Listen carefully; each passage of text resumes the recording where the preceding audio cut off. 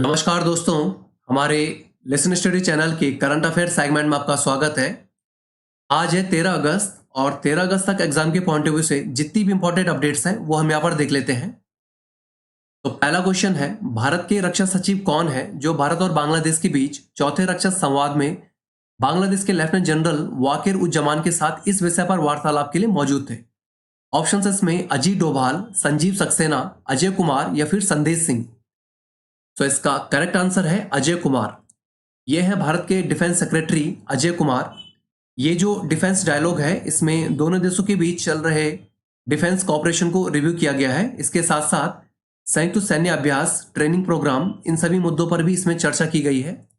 अब यहाँ पर अगर हम बात भारत के अन्य देशों के साथ प्रमुख सैन्य अभ्यासों की करें तो मित्र शक्ति ये भारत और श्रीलंका के बीच प्रमुख सैन्य अभ्यास है। इसके साथ साथ संप्रीति ये भारत और बांग्लादेश के बीच मैत्री व्यायाम, भारत और थाईलैंड के बीच वज्र प्रहरी युद्ध अभ्यास, भारत और अमेरिका के बीच सूर्य किरण, भारत और नेपाल के बीच गरुड़ शक्ति, भारत और इंडोनेशिया के बीच, जबकि धर्म संरक्षक भारत और जापान के बीच प्रमुख सैन्य अभ्यास है।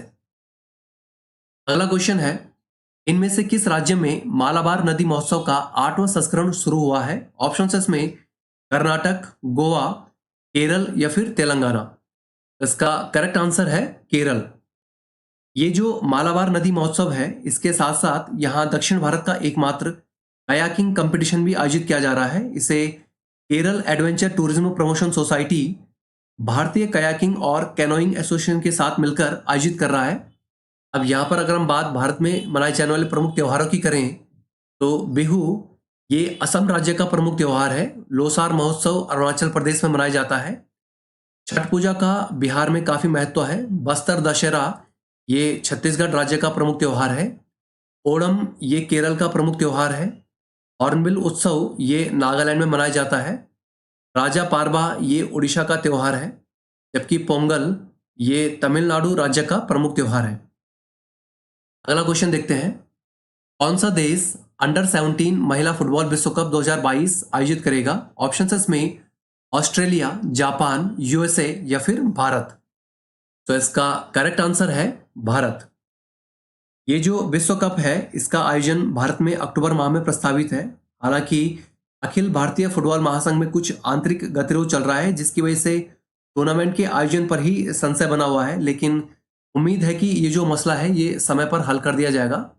अब यहाँ पर अगर हम बात फीफा की करें तो फीफा यानी कि federation international D football association ये फुटबॉल का अंतर्राष्ट्रीय नियंत्रण निकाय है। इसकी स्थापना 1904 में फ्रांस की राजधानी पेरिस में हुई थी। इसका जो वर्तमान मुख्यालय है ये ज्यूरिख स्विट्जरलैंड में है। फीफा हर साल सर्वश्रेष्ठ महिला एवं पुरुष फुटबॉलर को फीफा वलोन दौर के खिताब से सम्मानित करती है। साल 2022 का फीफा विश्व कप कतर में आयोजित होगा। वर्तमान में जियानी इन्फेंटिनो ये फीफा के अध्यक्ष हैं। अगला क्वेश्चन है, हाल ही में किस देश की संसद ने रूस को आतंकवाद को बढ़ावा देने वाला देश घोषित किया है? ऑप्शन इसमें बेलारूस, फिनलैंड, स्वीडन या फिर लातविया। तो इसका करेक्ट आंसर है लातविया। लातविया रूस का ही पड़ोसी देश है। यहाँ की जो पार्लियामेंट है इसने रूस को आतंकवाद को बढ़ावा देने वाला देश घोषित किया है। इसके समर्थन में वहां के 67 सांसदों ने वोट किया है, जबकि इसके विरोध में कोई भी मेंबर नहीं था। अब यहाँ पर अगर हम विश्व के कुछ प्रतिबंधित संगठन और उससे संबंधित देशों की करें तो तालिबान ये अफगानिस्तान में सक्रिय प्रतिबंधित संगठन है। तहरीक ए तालिबान पाकिस्तान ये पाकिस्तान अफगानिस्तान सीमा क्षेत्र में सक्रिय संगठन है। बोको हराम ये नाइजीरिया में सक्रिय संगठन है।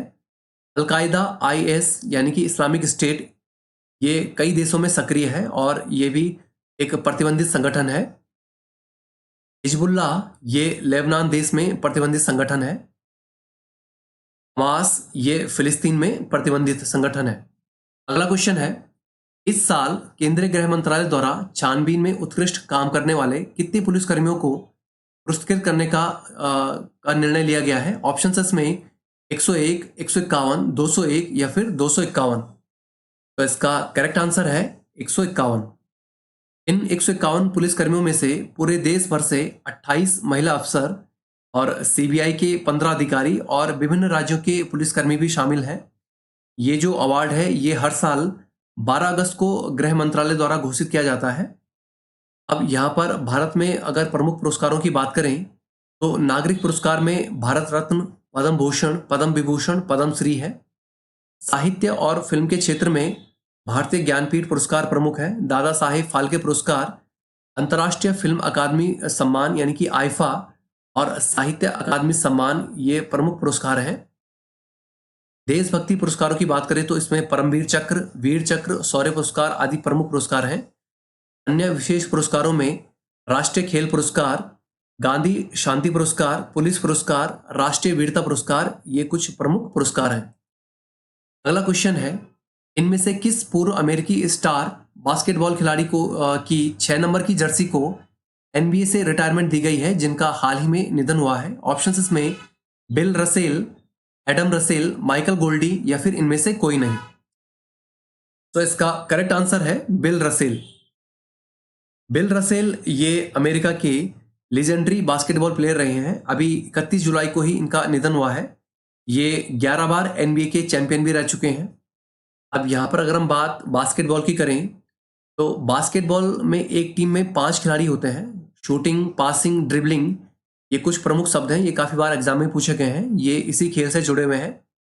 इस खेल की सबसे प्रसिद्ध लीग एनबीए है। एनबीए यानी कि नेशनल बास्केटबॉल एसोसिएशन। ये उत्तरी अमेरिका में एक पेशेवर बास्केटबॉल लीग है। ये जो लीग है इसमें 30 टीम है जिसमें संयुक्त राज्य अमेरिका की 29 टीम जबकि कनाडा की एक टीम शामिल है। इस लीग की स्थापना 1946 में हुई थी। इसका जो मुख्यालय है ये न्यूयॉर्क यूएसए में है। अगला क्वेश्चन है, फ्रांसीसी वायुसेना द्वारा हिंद प्रशांत क्षेत्र में किस नाम से लंबी दूरी के मिशन हेतु अभ्यास शुरू किया गया है? ऑप्शंस इसमें पैसिफिक 22, पेगास 22, डिफेंस ड्रिल 22 या फिर इनमें से कोई नहीं। इसका करेक्ट आंसर है पेगास 22। फ्रांसीसी एयरफोर्स का इंडो पैसिफिक रीजन में ये जो लॉन्ग रेंज मिशन है ये 10 अगस्त से 18 सितंबर तक चलेगा। अब यहाँ पर अगर हम बात फ्रांस की करें तो फ्रांस की राजधानी पेरिस है। यहाँ की आधिकारिक मुद्रा यूरो है। विश्व प्रसिद्ध एफिल टावर ये पेरिस में स्थित है। फ्रांस की राजधानी पेरिस ये सीन नदी के तट पर स्थित है। यहाँ के वर्तमान राष्ट्रपति इमैनुअल मैक्रों है। फ्रांस के वर्तमान प्रधानमंत्री एलिजाबेथ बॉर्न है। फ्रांस का राष्ट्रीय दिवस 14 जुलाई को मनाया जाता है। ये जो देश है ये संयुक्त राष्ट्र सुरक्षा परिषद का स्थायी सदस्य देश है। अगला क्वेश्चन है, इसरो चेयरमैन एस सोमनाथ के द्वारा किस नाम से एक नया आभासी अंतरिक्ष म्यूजियम लॉन्च किया गया है? ऑप्शंस में स्पार्क, स्पेस, इंडियन या फिर इनमें से कोई नहीं। तो इसका करेक्ट आंसर है स्पार्क। इसरो द्वारा ये जो डिजिटल प्लेटफॉर्म है ये अभी हाल फिलहाल में ही लॉन्च किया गया है। इसमें इसरो के जो विभिन्न मिशन है इसके बारे में दिखाया जाएगा। ये भारत के 75वें स्वतंत्रता दिवस के अवसर पर आज़ादी का अमृत महोत्सव मनाने के लिए इसरो द्वारा एक पहल शुरू की गई है। अब यहाँ पर अगर बात इसरो की करें, इसरो यानी कि इंडियन स्पेस रिसर्च ऑर्गेनाइजेशन या फिर भारतीय अंतरिक्ष अनुसंधान संस्थान, इसकी जो स्थापना है ये 15 अगस्त 1969 को की गई थी। इसका जो मुख्यालय है ये वर्तमान में अंतरिक्ष भवन बेंगलुरु में स्थित है। इसरो के पहले सफल सैटेलाइट का नाम महान खगोल विज्ञानी आर्यभट्ट के नाम पर रखा गया था। ये जो सैटेलाइट है ये 19 अप्रैल 1975 को पहली बार लॉन्च किया गया था। अभी वर्तमान में इसरो के पूरे भारत में 6 मुख्य केंद्र हैं। अब कुछ इंपॉर्टेंट वन लाइनर्स की बात कर लेते हैं। आज है 13 अगस्त और 13 अगस्त को विश्व अंगदान दिवस के रूप में मनाया जाता है। केरल में मालाबार नदी महोत्सव का 8वां संस्करण शुरू हुआ है। हाल ही में जॉनसन एंड जॉनसन कंपनी ने टाल्क से बने बच्चों के पाउडर को वर्ष 2023 से वैश्विक बिक्री से हटाने का निर्णय लिया है। हाल ही में लातविया की संसद ने रूस को आतंकवाद को बढ़ावा देने वाला देश घोषित किया है। अमित बर्मन ने हाल ही में एफएमसीजी की प्रमुख कंपनी डाबर के चेयरमैन पद से इस्तीफा दिया है। इस साल केंद्रीय गृह मंत्रालय द्वारा छानबीन में उत्कृष्ट काम करने वाले 151 पुलिसकर्मियों को पुरस्कृत करने का निर्णय लिया गया है। भारतीय विमानपत्तन प्राधिकरण की अवसर स्कीम के तहत उम्मीद मार्केट प्लेस को जम्मू कश्मीर के राज्यपाल मनोज सिन्हा द्वारा लॉन्च किया गया है। पूर्व अमेरिकी स्टार बास्केटबॉल खिलाड़ी बिल रसेल जिनका हाल ही में निधन हुआ है, इनकी 6 नंबर की जर्सी को एनबीए से रिटायरमेंट दी गई है। आरबीआई द्वारा हाल ही में पुणे स्थित रूपी कोऑपरेटिव बैंक का लाइसेंस रद्द किया गया है। फ्रांसीसी वायुसेना द्वारा हिंद प्रशांत क्षेत्र में पेगास 22 नाम से लंबी दूरी के मिशन हेतु अभ्यास शुरू किया गया है। वरिष्ठ कांग्रेसी नेता शशि थरूर को फ्रांस के सर्वोच्च नागरिक सम्मान से सम्मानित किया जाएगा। इसरो चेयरमैन एस सोमनाथ के द्वारा स्पार्क नाम से एक नया आभासी अंतरिक्ष म्यूजियम लॉन्च किया गया है। So friends, that's all for today. अगर आपको हमारी वीडियो यूजफुल लगी हो तो हमारे चैनल को लाइक सब्सक्राइब करें और अपने फ्रेंड्स के साथ शेयर भी करें। Thank you all, best of luck, मिलते हैं।